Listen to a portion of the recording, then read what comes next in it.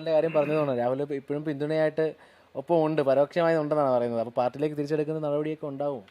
ഒന്ന്, രാഹുലിനെ പുറത്താക്കാനുള്ള കമ്മിറ്റിയിലോ ഘടകത്തിലോ ഞാനുണ്ടായില്ല. അകത്തെടുക്കാനുള്ള കമ്മിറ്റിയിലോ ഘടകത്തിലോ ഞാനില്ല. അതൊക്കെ പാർട്ടി നേതൃത്വം എടുക്കേണ്ട തീരുമാനമാണ്. അത് അവർ ആലോചിച്ചെടുക്കും. തീരുമാനം വരും എന്നുള്ളതാണ്. അത് അവരാലോചിച്ചെടുക്കട്ടെ. അതൊന്നും എൻ്റെ ഒരു എന്നാ പറയുന്നത് ജൂറിസ്ഡിക്ഷനിൽ വരുന്ന കാര്യമല്ല. അതൊക്കെ അവർ ഉചിതമായ സമയത്ത് അവരുടെ ബോധ്യത്തിൻ്റെ അടിസ്ഥാനത്തിൽ അവർ ഉചിതമായ തീരുമാനമെടുക്കും. അതല്ലാതെ അതിനകത്ത് പിന്നെ രാഹുൽ അതൊന്നും ഈ രാഹുലിൻ്റെ മറ്റ് വിവാദങ്ങളൊന്നും ഈ തെരഞ്ഞെടുപ്പിൽ അങ്ങനെ വലിയ ചർച്ചയൊന്നും ആയിട്ടില്ല. അപ്പോൾ അതുകൊണ്ട് അതൊക്കെ പാർട്ടി നേരത്തെ പിന്നീട് ആരുമായിട്ടാണ് മത്സരം എന്ന് വിശ്വസിക്കുന്നത്? ഇപ്പോൾ എന്തായാലും ത്രികോണ മത്സരം എന്നാണ് ആദ്യഘട്ടം മുതലുള്ള പ്രചാരണം. അങ്ങനെ തന്നെയാണോ? കാരണം ബി ജെ പിയുടെ വോട്ട് എങ്ങോട്ടേക്ക് പോകും, ബി ജെ പിക്ക് ആ ഒഴുക്കാകും തീരുമാനിക്കുക എന്നുള്ള ചർച്ചകളൊക്കെയാണ് ആദ്യം വന്നത്. അപ്പോൾ ആരൊക്കെ തമ്മിൽ മത്സരം? അബിൻ വർക്കിയും ആരുമായിട്ടാണ് മത്സരം? അതായത് ഐക്യജനാധിപത്യ മുന്നണി ഒരു വശത്തുണ്ട്, മറുവശത്തുള്ള രണ്ട് സ്ഥാനാർത്ഥികളും തമ്മിൽ വലിയ വോട്ട് വ്യത്യാസം കാണില്ല. അപ്പോൾ ഇല്ല, അവരുടെ 2-3 സ്ഥാനങ്ങൾ തമ്മിൽ വലിയ വോട്ട് വ്യത്യാസം കാണില്ല എന്നുള്ളതാണ് ഞങ്ങളുടെ കണക്ക് പറയുന്നത്. അപ്പോൾ അത് എങ്ങനെ വരുമെന്നുള്ളത് നമുക്കതൊരു ഫൈനൽ റിസൾട്ട് കാണാൻ പറ്റും. പക്ഷെ ഞങ്ങൾക്ക് ഒരു മികച്ച വിജയമുണ്ടാക്കാൻ പറ്റും എന്ന ഉറച്ച വിജയപ്രതീക്ഷയുണ്ട്. എന്തായാലും സജീവമായി ആറന്മുളയിൽ കാണാൻ കഴിയും എന്ന് വിശ്വസിക്കാമോ? അത് ഞാൻ എല്ലാവരോടും പറഞ്ഞു, ഇനിയൊരു മടക്കമില്ല എന്ന്. അപ്പോൾ ഇന്നിപ്പോൾ ആറന്മുളയിലാണ് മുഴുവൻ ഉണ്ടായിരുന്നത്. ഇനി അങ്ങോട്ട് എല്ലാ ദിവസങ്ങളിലും ആറന്മുളയുടെ രാഷ്ട്രീയത്തിലും പൊതുജീവിതത്തിലൊക്കെ ഇടപെട്ട് മുന്നോട്ട് പോകാൻ സാധിക്കുമെന്നാണ് പ്രതീക്ഷിക്കുന്നത്. മെയ് 4 വരെയുള്ള ഓരോ ദിവസങ്ങളും എങ്ങനെ കടന്നു പോകുന്നുള്ളതാണ് അല്ലേ? അങ്ങനെയൊന്നുമില്ല. നമ്മുടെ ഒരു ദിനചര്യങ്ങൾ വീണ്ടും പുനരാരംഭിക്കുക എന്നുള്ളതല്ലാതെ പറ്റുവാണെങ്കിൽ ഈ മാസത്തിൽ കുറച്ച് ദിവസം കുറച്ച് കോടതിയിൽ പോയി കുറച്ച് പണി തീർക്കേണ്ടതുണ്ട്. അങ്ങനെ ചെറിയ 1-2 കാര്യങ്ങളുണ്ട്. അതൊക്കെ ഒരു ദിനചര്യയുടെ ഭാഗമാണ്. നമ്മൾ പൊതുപ്രവർത്തനം നടത്തുമ്പോൾ തന്നെ ഇടയ്ക്ക് കോടതിയിലൊന്ന് പോകാൻ പറ്റുന്ന ദിവസങ്ങളിൽ കോടതി പോകുമായിരുന്നു. ഇല്ലെങ്കിൽ പിന്നെ ഇനി അങ്ങോട്ട് രാഷ്ട്രീയ പരിപാടികളൊക്കെ ഒരു മാസത്തായിട്ട് കുറവായിരിക്കും. പക്ഷെ അതിനിടയ്ക്ക് ഇപ്പോൾ നാഷണൽ കമ്മിറ്റിയിൽ നിന്ന് മറ്റ് ചില സംസ്ഥാനങ്ങളായിട്ടുള്ള അസൈൻമെൻറ്റുകൾ വരാൻ സാധ്യതയുണ്ട്.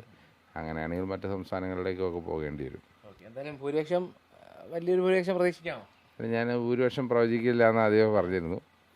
കംഫർട്ടബിൾ ആയിരിക്കും, അൾട്രാ കംഫർട്ടബിൾ ഭൂരിപക്ഷത്തിനായിരിക്കും വിജയിക്കുന്നത്. അൾട്രാ കംഫർട്ടബിൾ 30,000 എത്തുമോ? മന്ത്രി അങ്ങനെ ഒരു പ്രഖ്യാപനം നടത്തിയിരുന്നു. ഞാൻ അത്ര ഉള്ള പ്രഖ്യാപനം നടത്താൻ ഉള്ള ആളില്ല. ഞാൻ പറഞ്ഞത് ഒരു മാന്യമായ ഭൂരിപക്ഷം, അതൊരു കംഫർട്ടബിൾ അല്ല, പക്ഷേ ഒരു അൾട്രാ കംഫർട്ടബിൾ മാന്യമായ ഒരു ഭൂരിപക്ഷം നന്നായി ആറന്മുളയുടെ പൊളിറ്റിക്കൽ മെസ്സേജ് റിവീൽ ചെയ്യുന്ന, രാഷ്ട്രീയമായി അവർ കൊടുക്കുന്ന സന്ദേശം എല്ലാവർക്കും കൊടുക്കാൻ സാധിക്കുന്ന ഒരു അൾട്രാ കംഫർട്ടബിൾ ഭൂരിപക്ഷമായിരിക്കും. കേരളത്തിലുടനീളം ഐക്യജനാധിപത്യ മുന്നണിക്ക് അനുകൂലമായ വേവുണ്ട്, ഒരു സംശയവും വേണ്ട. 100 സീറ്റിന് ഇൻ ആൻഡ് അറൗണ്ട് 100 സീറ്റിൽ ഐക്യജനാധിപത്യ മുന്നണിയുടെ സർക്കാർ വരും. അവിടെ സർക്കാർ തിരുവനന്തപുരത്ത് അധികാരം ഏറ്റെടുക്കുമ്പോൾ ആദ്യം കൈ ഉയർത്തുന്നത് ആറന്മുളയിലെ UDFൻ്റെ MLA ആയിരിക്കും. പ്രതീക്ഷ അതേ എണ്ണം ആവർത്തിക്കുകയാണ്. അല്ല, ഞങ്ങളത് എല്ലാവരും പറഞ്ഞതാണ്. 100 സീറ്റ് എന്നുള്ളത് ഞങ്ങളുടെ ടാർഗറ്റായിരുന്നു. ആ ടാർഗറ്റ് ഇട്ടാണ് എല്ലാവരും പ്രവർത്തിച്ചത്. നിങ്ങളെല്ലാവരും ഈ മുന്നണിയിലും പാർട്ടിയിലും പ്രശ്നങ്ങളുണ്ട് എന്ന് പറയുമ്പോഴും ഞങ്ങളുടെ മുന്നിലുണ്ടായിരുന്ന ടാർഗറ്റ് അത് തന്നെയാണ്. അതിന് പറ്റുന്ന രീതിയിൽ ഉതകുന്ന രീതിയിലുള്ള പ്രവർത്തനങ്ങളും പരിപാടികളും അത് എല്ലാവരും, അഖിലേന്ത്യാ കോൺഗ്രസ് കമ്മിറ്റി തൊട്ട് ശ്രീ രാഹുൽ ഗാന്ധി തൊട്ട് താഴോട്ട് ശ്രീ AC വേണുഗോപാലും ശ്രീ രമേശ് ചെന്നിത്തലയും VD സതീശനും അടങ്ങുന്ന ആ ടീമാണ് കാര്യങ്ങൾ തീരുമാനിച്ചത്. ആ ടീമിൻ്റെ ലക്ഷ്യം 100 സീറ്റായിരുന്നു. ആ 100 സീറ്റിലായിട്ട് എത്താൻ പറ്റുന്ന രാഷ്ട്രീയ സാഹചര്യം ഉണ്ടായിരുന്നു. അതിന് പറ്റിയ സംഘടനാ സാഹചര്യം ഒരുക്കണമെന്നുണ്ടായിരുന്നു. ആന്റണി ജോസഫ് ഉൾപ്പെടെയുള്ള ആളുകൾ അതൊരുക്കിയിട്ടുണ്ട്.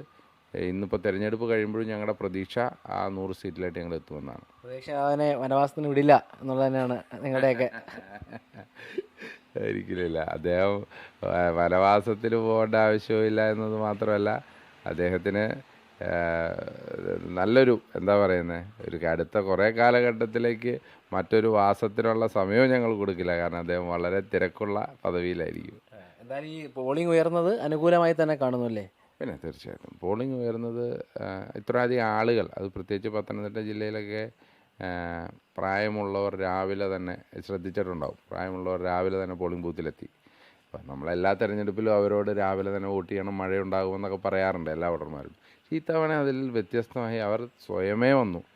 ഒരു 11:30-12 ആയപ്പോഴേക്കും പത്തനംതിട്ട ജില്ലയുടെ 50%-60% കവർ ചെയ്തു.